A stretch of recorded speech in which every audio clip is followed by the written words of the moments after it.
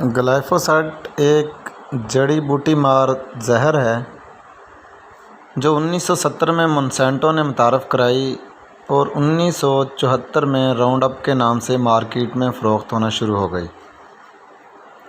اس کی مقبولیت کی بنیادی وجہ گرامکسون کے برعکس اس کا جڑی بوٹیوں کے اندرونی نظام کو جڑوں سے تباہ کر کے مکمل خاتمہ کرنا تھا۔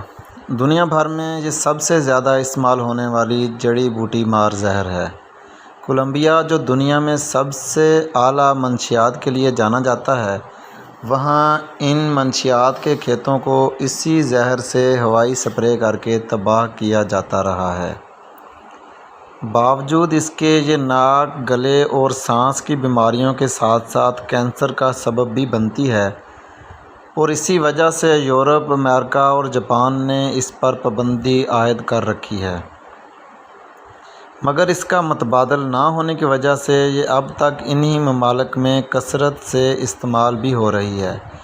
اس کے نقصان کا اندازہ اس بات سے لگایا جا سکتا ہے کہ موجودہ تحقیق کے مطابق اس کے ذرات کاٹن سے بننے والے بچوں کے ڈائپرز تک میں پائے گئے ہیں، جبکہ گاجر، سلاد اور جو پر ہونے والی تحقیقات سے پتہ لگا ہے کہ گلائفوسیٹ کے ذرات 1 سال تک ان میں موجود رہ سکتے ہیں۔ عالمی تحقیق میں یہ بات سامنے آئی ہے کہ گلائفوسیٹ کے مسلسل استعمال سے بہت سی جڑی بوٹیوں میں مدافعت پیدا ہو گئی ہے اور گلائفوسیٹ کا استعمال اب ان پر بے سود ثابت ہو رہا ہے۔ 1970 میں جب گلائفوسیٹ پر تجربات ہو رہے تھے تب کچھ پودوں پر اس کا اثر بیکار رہا۔ تبھی انہی پودوں پر مزید تحقیق ہوئی تو یہ بات سامنے آئی کہ ان پودوں میں کچھ ایسی پروٹین موجود تھیں جس نے گلائفوسیٹ کے اثر کو بیکار کر دیا۔ یاد رہے، یہ پروٹین وہی جین بناتے ہیں جن کا آج کل کپاس میں کافی ذکر ہو رہا ہے۔ جیسے ہم کپاس کی ورائٹی آج کل سن رہے ہیں CKC1، CKC2 اور CKC3۔ اس کپاس میں ایسا جین موجود ہے جو ایسی پروٹین بناتا ہے جو گلائفوسیٹ کے اثرات کو زائل کر دیتا ہے۔ مونسانٹو نے انہی جینز کی بنیاد پر مزید تحقیق کی اور ایسی فصلیں تیار کی جو گلائفوسیٹ فری ہیں۔ پاکستان میں تو کپاس ہی گلائفوسیٹ فری تیار ہو سکی ہے اور اس پر ابھی بھی کافی اختلاف رائے موجود ہے۔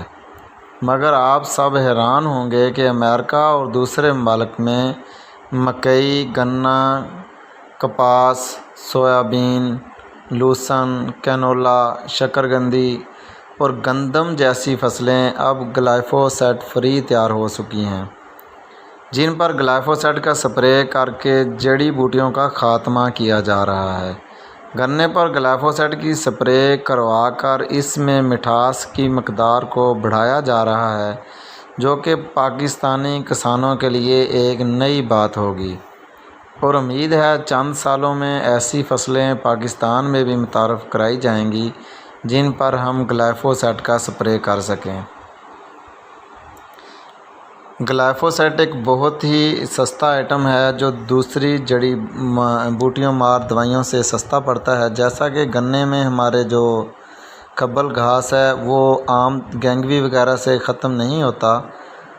اگر گینگوی کی مقدار بہت زیادہ استعمال کی جائے تو وہ اوپر سے تھوڑا بہت جھلس جاتا ہے، جو کہ چند دنوں کے لیے ہوتا ہے اور ہفتہ 10 دن بعد دوبارہ سبز ہو کر اپنی گروتھ سٹارٹ کر دیتا ہے۔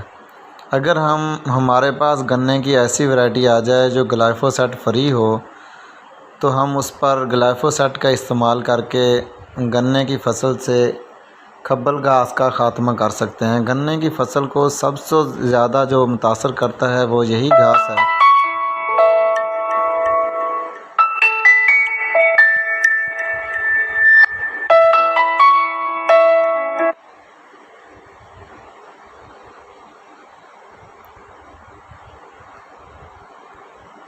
امید ہے میرے کسان بھائی ان معلومات سے بہت سارا فائدہ اٹھائیں گے اور اپنی فصل کو بہتر سے بہتر بنائیں گے۔